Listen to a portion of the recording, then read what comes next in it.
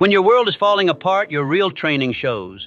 Not when things are calm, not when everything's working, but when it all goes wrong, when the plan crumbles, the pressure hits, and fear starts shouting louder than logic. That's when your habits take over.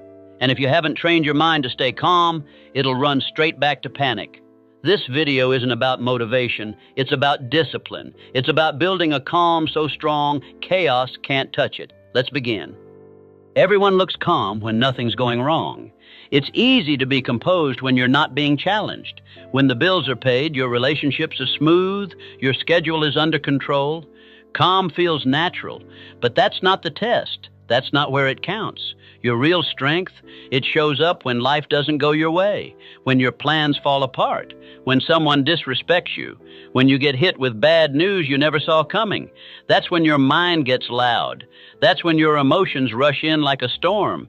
And that's where most people lose, not because they're weak, but because they never trained. You don't rise to your intentions, you fall to your habits. And if you've trained your mind to panic, to overreact, to spiral into fear, then when the pressure hits, that's exactly where you'll go. But calm, real calm, that's something you build. It's a decision you make again and again until it becomes part of you. See, most people wait for peace to show up. They think, I'll be calm once things are better. But that's not how it works. You don't wait for the world to calm down. You create your own calm inside the chaos. That's what real power is. It's not about pretending everything's okay. It's about staying grounded when it's not. It's about being the person who doesn't get pulled under, who doesn't yell just because everyone else is yelling, who doesn't crumble just because it's hard. And the reason that matters? Because your ability to stay calm determines your ability to think, and your ability to think determines everything else. If you panic, you lose clarity. And when you lose clarity, you make bad choices. Then the situation gets worse, and you spiral deeper. That's what happens to most people. They don't fail because life was too hard. They fail because they never learned how to stay still inside the storm. But you can. You can train for that, and you must, because life isn't going to stop testing you. There will be chaos. There will be people who trigger you. There will be moments where everything feels like it's falling apart. But those moments, they don't define you. How you respond to them does. So ask yourself, who are you when it all goes wrong? Do you lose yourself, or do you step into something deeper? The calm you build now becomes the power you carry later. Let the chaos come. Let the storm rage. You'll be ready. Panic doesn't show up out of nowhere. It's not just how you are. It's how you've trained. Some people hear bad news and shut down. Others hear the same thing and take a breath. Same world, same chaos, different wiring. Because your first reaction, the flinch, the overthinking, the spiral, it's not your personality, it's your programming. And here's the truth most people never hear. You trained it. Every time you overreacted, every time you let your emotions take the wheel, every time you jumped to the worst-case scenario, you taught your mind something. This is how we respond to pressure. And your mind remembered. It always does. It files that moment away and says, got it. Chaos equals panic. We'll do that again next time. It doesn't judge you.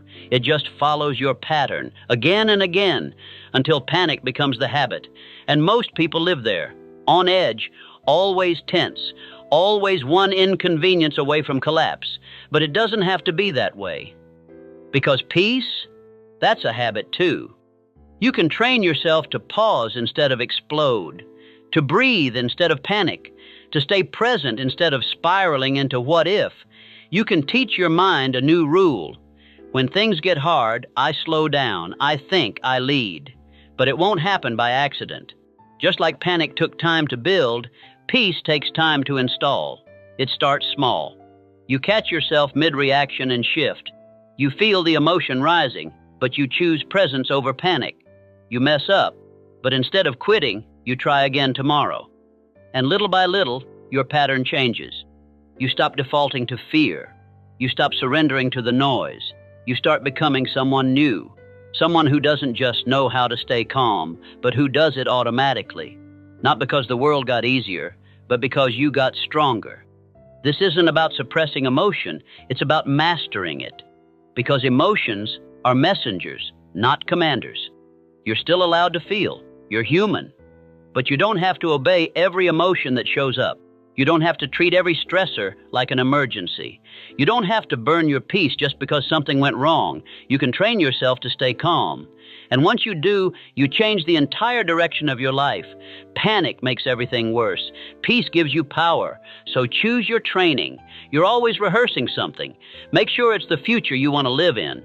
Every time you react without thinking, you're giving something else control. A person, a problem, a comment, a moment. It's like handing over the wheel of your life to whatever just triggered you. And most people do it all day long. Someone cuts them off in traffic. They explode. Someone criticizes them. They defend. Plans fall apart. They panic, react, react, react.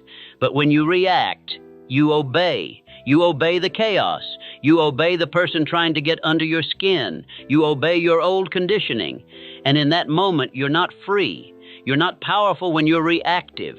You're predictable. You're easy to manipulate because all it takes is the right button and someone else owns your state. That's why emotional control isn't just about peace. It's about power. The strongest people in the world, they don't react. They observe. They choose. They decide what deserves their energy and what doesn't. They're not cold, they're composed.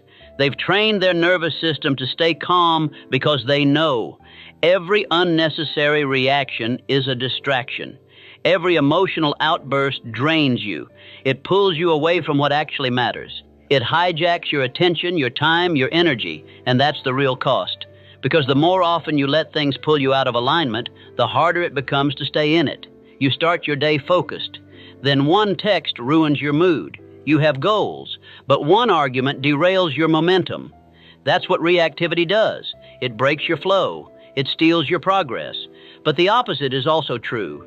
When you respond instead of react, you shift the power dynamic. You stop giving the outside world permission to control your inside world. You create space between stimulus and response, and in that space lives your growth. You get to say, "This isn't worth my peace.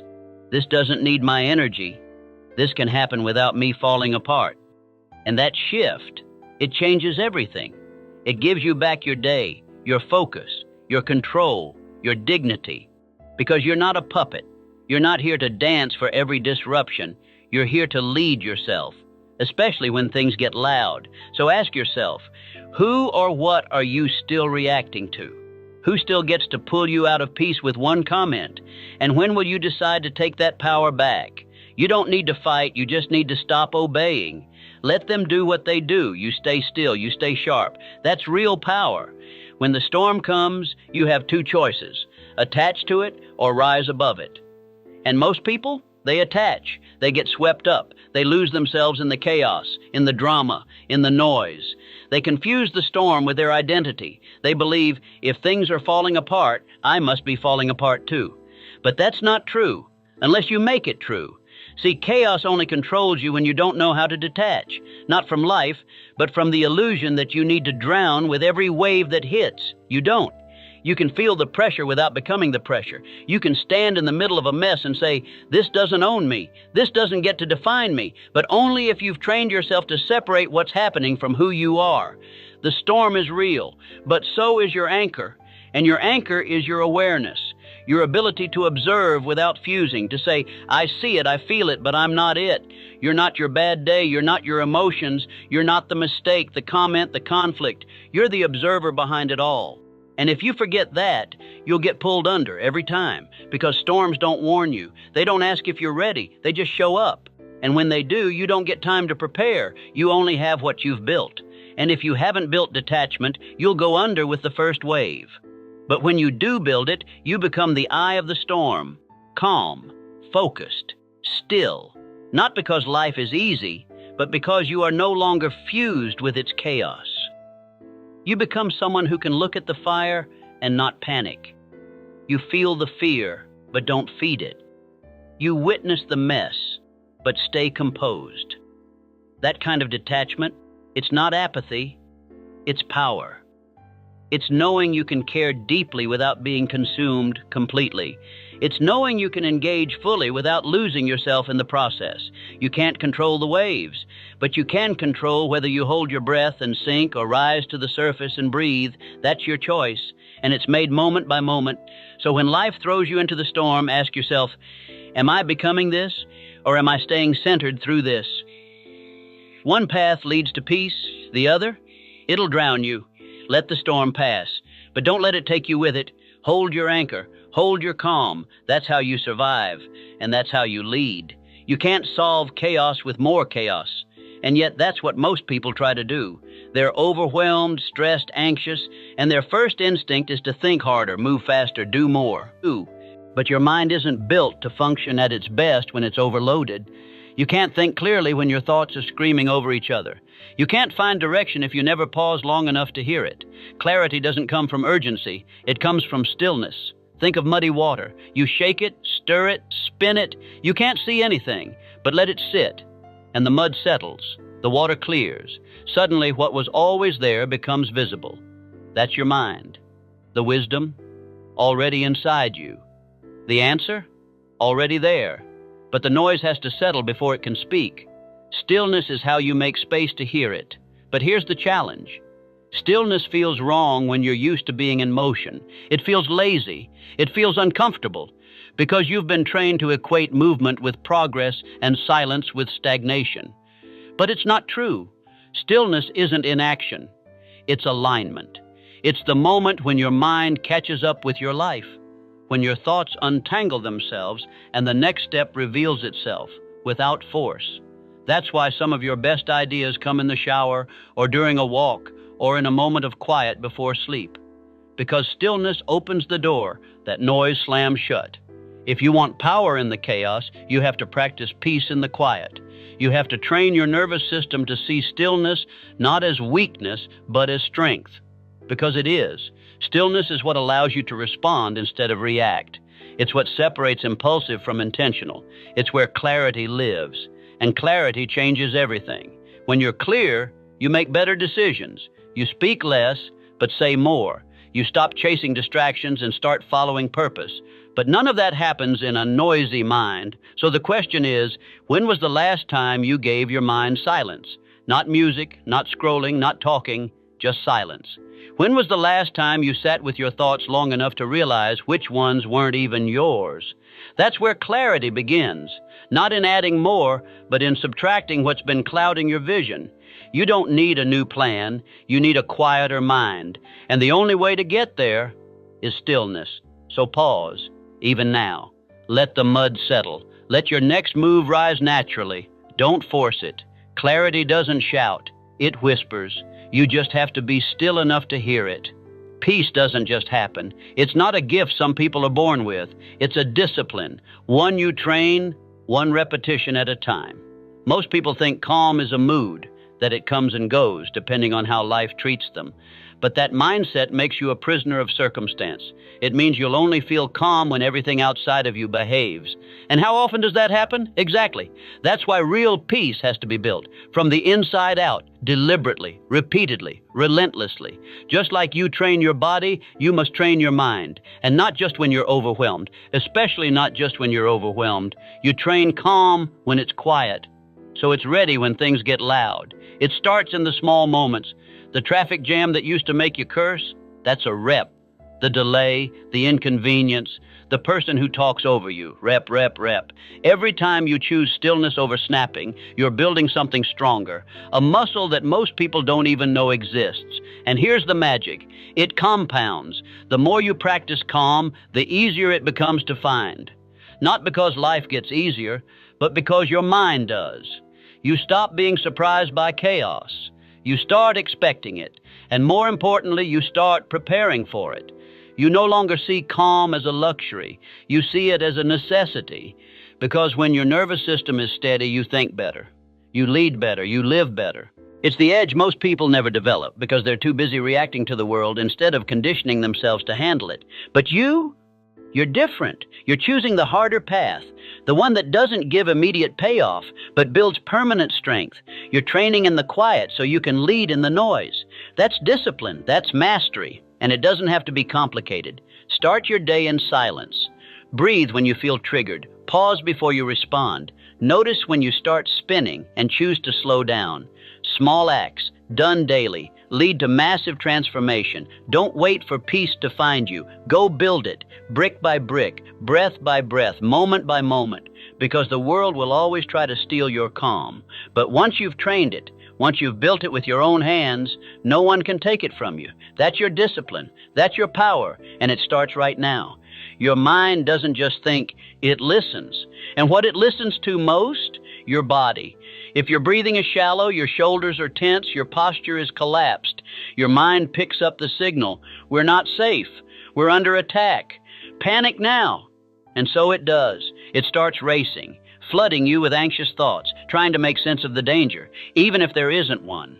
That's the hidden loop no one talks about. We think thoughts create feelings, but it often works in reverse. Your body tells the story, and your mind writes the script to match it. So if you want to stay calm when it counts, don't start with your thoughts. Start with your body. Start with your breath, because your breath is your remote control for the nervous system. Fast and shallow, you're in fight or flight. Slow and deep, you're in calm and command.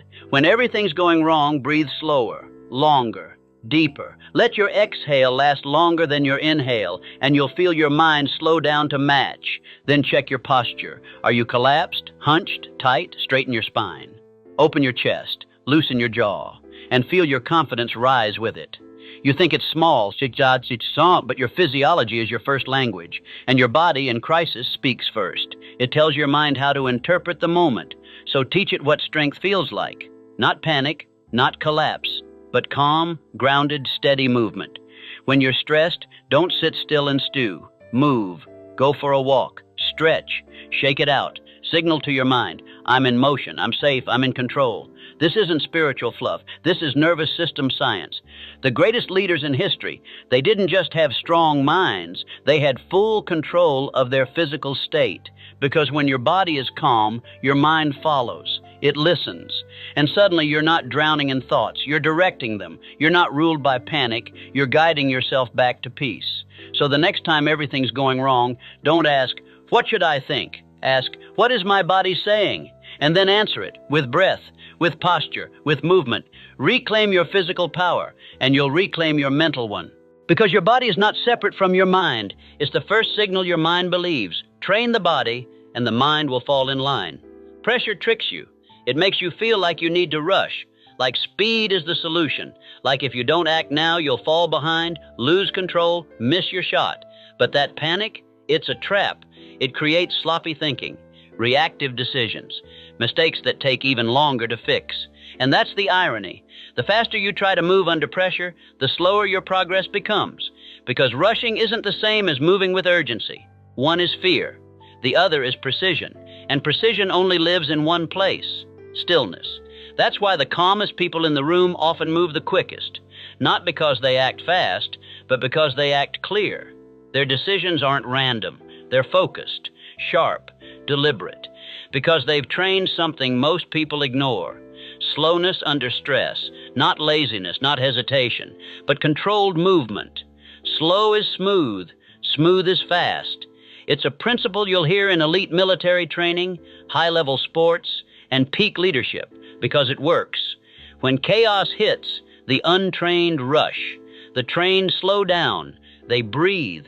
They stabilize. They assess. And then they strike. Once.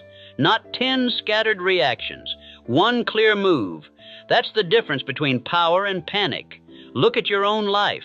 When you've made your worst decisions, were you calm? Or were you flustered, trying to fix everything at once? Exactly. And when you've handled things well, when you surprised yourself with your strength, chances are you slowed down first, even just a little, even just long enough to take one breath before you responded. That's all it takes. A second of stillness to shift the entire outcome. So start practicing that now. Train it in the little moments. The next time you feel the urge to rush, don't. Take a breath. Double-check your words. Hold back your first reaction. Move one step slower than your panic wants you to. Because here's the truth. You don't need more speed. You need more stability. And stability doesn't slow you down. It makes you unstoppable. Let everyone else scramble. Let them run in circles. You stay smooth, you stay grounded. And when you do act, you'll move with the kind of precision that looks effortless to everyone watching. But you'll know the truth. You trained for this. You built it. One calm moment at a time. Slow is smooth. Smooth is fast. And now so are you. Every fire needs fuel. Without it, it dies. Even the biggest flame, if starved, burns out on its own. And yet most people don't let the fire die. They feed it. They give it attention, energy, emotion, fuel. They take a small spark, a setback, an insult, a bad moment, and they pour gasoline on it with their thoughts. They replay it. They talk about it. They obsess over it. And suddenly something that could have passed in minutes consumes their entire day, or week, or life. Because energy flows where attention goes. That's the secret. And it works both ways. If you keep staring at what went wrong, you stay stuck in what went wrong. If you feed your anger, you become it. If you keep analyzing fear, you amplify it. You can't outthink chaos while still staring at it. You have to starve it. You have to stop giving it your fuel. That doesn't mean you ignore reality. It means you choose what deserves your fire. You get one flame. Don't waste it keeping drama warm. This is especially true when emotions are high, the argument, the unexpected bill, the passive-aggressive message. That's the test. Will you throw your focus on the fire, or will you step back and protect your energy? The strongest people don't waste energy reacting. They redirect it. They channel it. They know their focus is sacred, and not everything deserves a front row seat in their mind. This takes discipline, because the world will hand you fires every day, inviting you to fuel them. They'll say, "Did you hear what they said about you?" Are you just going to let them treat you like that? Aren't you mad about what happened? And your answer must be clear. I choose peace over performance. I choose focus over friction. I choose not to feed what weakens me. Let them expect your reaction. Let them throw sparks. You don't have to respond with flames. You can breathe, you can pause, you can walk away and let the fire burn out on its own. Because silence is water. Stillness is water. And when you bring those things to chaos, you win. You gain time, clarity, strength, and most importantly, you stay in control. So the next time something ignites inside you, stop. Ask yourself, is this worth my fuel? Is this where I want my energy to go? Because that energy could be building your dream. It could be healing your mind. It could be strengthening your focus. But not if you keep throwing it on every little fire. Let it go, let it die, and keep your fire for what actually matters. Silence is a weapon most people never learn to use. We're trained to speak, to argue, to defend, to react quickly so no one gets the last word. But in that rush to respond, we give away something precious, the power of observation. Because here's the truth. The person who stays silent controls the room. They hear what others miss. They watch what others reveal. They don't speak to be understood. They listen to understand. And that gives them an edge. Because while everyone else is reacting, they're studying. While others are emotional, they're centered. And when they finally speak, it lands. It moves the room. Because their words were chosen, not thrown. Observation always beats reaction, every time. When you stay silent, you let others show their hand. They expose their fears, their intentions, their need for control. They reveal more in 5 minutes of talking than they ever intended to. And you don't have to prove anything. You already know who you are. That's power. Calm isn't just a mood, it's a position, a vantage point. When you're calm, you rise above the noise. You stop trying to win arguments and start winning moments. Because the calmest person in the room is always the one most in control. Not because they dominate, but because they don't need to. They don't flinch. They don't defend every jab. They don't need to be loud to be heard. Their silence speaks. Their presence speaks louder. This takes practice. It takes restraint. Because your ego will want to jump in. It'll say, don't let them get away with that. Say something back. Take the last word. But silence? That's discipline. That's self-respect. That's strength. It says, I don't need to respond to stay powerful. I don't need to react to stay in the lead. It says, I'm watching everything and giving nothing away. Let them talk. Let them try to pull you in. You stay grounded. You stay aware. And when the time comes to speak, you'll know exactly what to say and when to say it, because you were listening, because you were patient, because you weren't busy defending, you were busy learning. That's what makes you unpredictable. That's what makes you powerful. So stay silent, not because you're unsure, but because you're unshaken. Watch everything, and let your presence do what noise never can.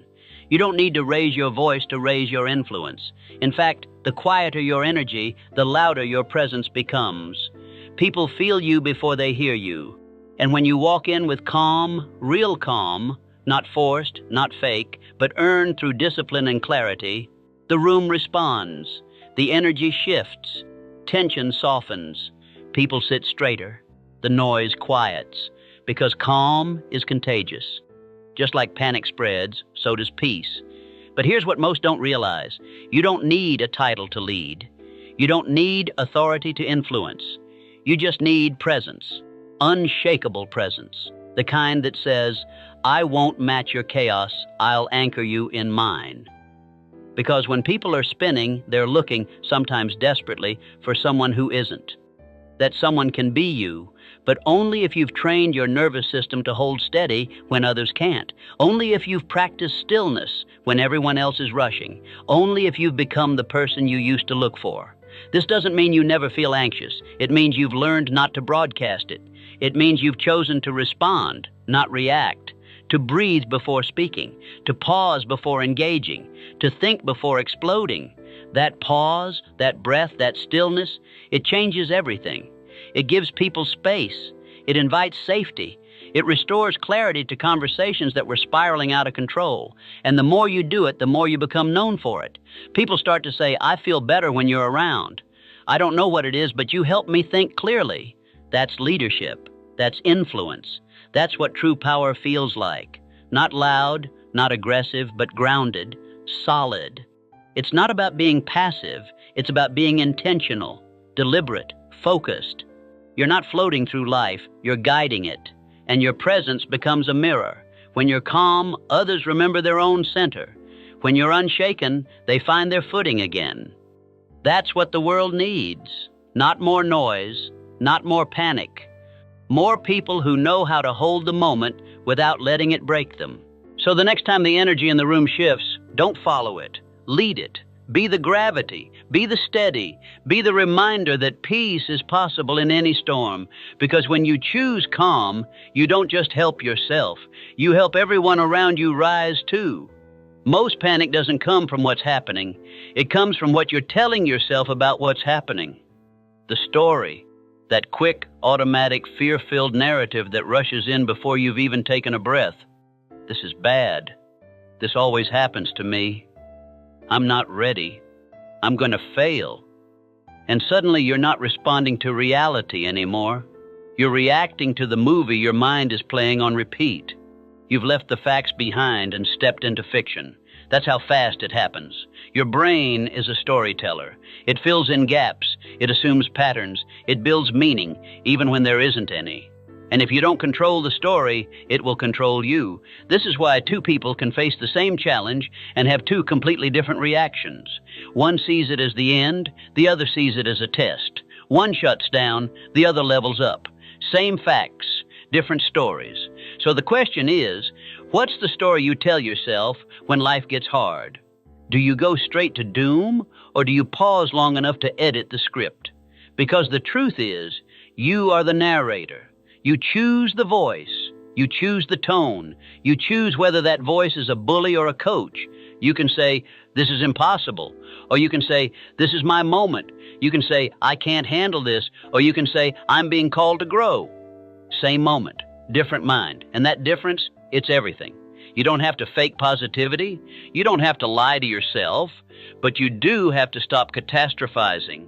Stop turning inconvenience into crisis. Stop labeling discomfort as danger. Start looking for power, not panic. Here's a simple shift. When your thoughts spiral, ask, what's the actual fact here? Not the fear, not the drama, the fact. Then ask, what else could be true? What would a stronger version of me say about this? Because that version is in you, and they're waiting for the mic. This is the work, not to silence the fear, but to drown it out with a stronger story. Not to control the world, but to control how you move through it. You're not helpless. You're not broken. You're not doomed. You're just caught in a script that's too small for you. So rewrite it. Change the voice in your head from critic to commander, from why me to watch me. Because panic fades when purpose speaks louder, and clarity returns when you take back control of the narrative. The facts are neutral. Your story makes them powerful or paralyzing. Choose power. Choose truth. Choose a story that moves you forward, because the story you tell yourself is the life you'll end up living. Don't wait for the storm to learn how to stay calm. By then, it's too late. The mind doesn't rise to the occasion. It falls to the level of its training. And most people, they only train when they're already overwhelmed. They try to build calm in the middle of the fire. They wait until life tests them to realize they're not ready. But calm, real calm, is built in the quiet. It's forged in the moments no one sees, when no one's watching, when it doesn't feel urgent, when it would be easy to scroll, complain, or distract yourself. That's the moment. That's where the foundation is laid. You don't need to be in chaos to prepare for it. You need discipline when things are easy, so you don't collapse when they're not. Train when the world is silent. Get strong when no one is testing you, because life eventually will. Someone will say something that pokes your pride. Plans will fall apart. Money will tighten. A message, a diagnosis, a betrayal will land in your lap. And in that moment, you'll either crumble or you'll stand. Not because you're lucky, but because you trained. You practiced breathing when nothing was wrong. You practiced letting go of thoughts that didn't serve you. You practiced silence, stillness, presence. And now, in the chaos, your body remembers. It remembers how to stay steady. It remembers that the first thought isn't always the truth. It remembers that you've been here before, not in reality, but in discipline. You don't need to panic, because calm isn't a stranger anymore. It's your default, because you practiced. This is how warriors train, not when the battle starts, but long before. This is how leaders are built, not in applause, but in obscurity. This is how peace becomes your power, not by wishing for it, but by working on it when it's easiest to forget. So don't wait. Don't wait for the world to break you before you learn how to bend. Use the quiet. Use the still days. Use the moments that feel boring, routine, peaceful, because that's where strength is sculpted.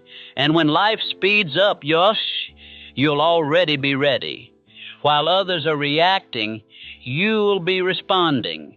While others collapse, you'll remain composed, because you trained, and your nervous system remembers.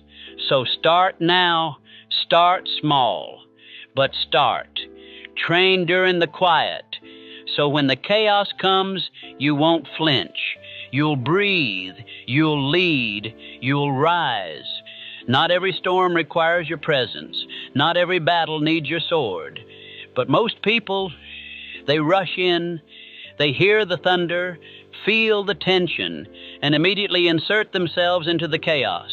They take things personally. They argue to be right. They match energy without question. And they wonder why they feel exhausted, anxious, burned out. It's not life draining them. It's their participation in every storm they could have walked past.